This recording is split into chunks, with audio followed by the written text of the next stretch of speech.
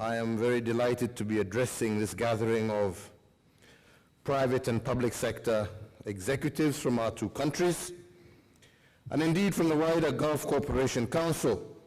And I note indeed with satisfaction that the business executives have concluded some agreements in services, tourism, goods, logistics, and investments based on the information that I received this morning.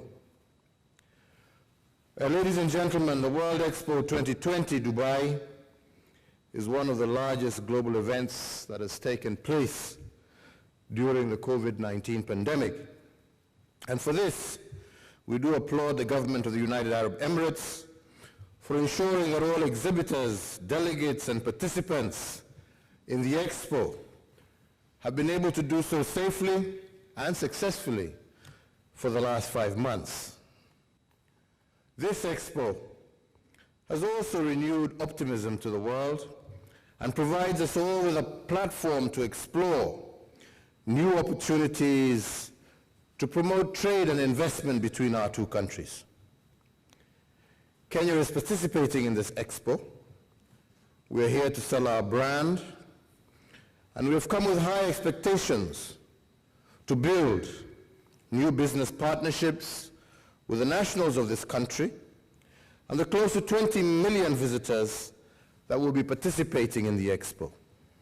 This comes at a time when we are all at an inflection point following 2 years of unprecedented pandemic-related social and economic disruption. I would like at this time to challenge our business leaders, especially those in this forum, to seize this moment and to use this Dubai Expo as a springboard to establish business partnerships that are much more ambitious, more innovative, and which can help us all spur a sustainable as well as a green economic recovery of which Kenya is highly interested. In this context, we have indeed noted a range of goods and services that the United Arab Emirates imports from the rest of the world, products which we believe Kenya can ably produce and supply. These include services such as in hospitality and tourism, banking and financial services, ICT and data processing. And with respect to goods, we have animal products, gold, cut flowers, fish and pharmaceuticals, tobacco, textiles and apparel, vegetables and fruits that the United Arab Emirates could procure from Kenya at very competitive prices. Trade in these goods and services presents huge opportunities, which I urge all to seize. These are opportunities, for example, to establish joint ventures, to do value addition of these products at source. And there are opportunities, too, to develop niche markets where Kenya can earmark land to produce some of these goods specifically for the UAE market. Ladies and gentlemen, Kenya and the UAE, in particular Dubai, are transport and logistic hubs. And I encourage you to explore opportunities to harness the port and airport infrastructure in the two regions to make the transportation of goods through Kenya into East and Central Africa cheaper and indeed more efficient. The strengthening of trade between our two countries will also go a long way in helping to address the urgent need for job and economic opportunities amongst our people, especially our young people. This requires that we develop trade instruments that are responsive to the needs of young people, and I urge all business leaders to develop a special trading framework that will indeed give special preference to youth and small and medium enterprises for trade in goods and services between the East African Community and the Gulf Cooperation Council, as indeed is represented by the Ushanga ladies who are here today.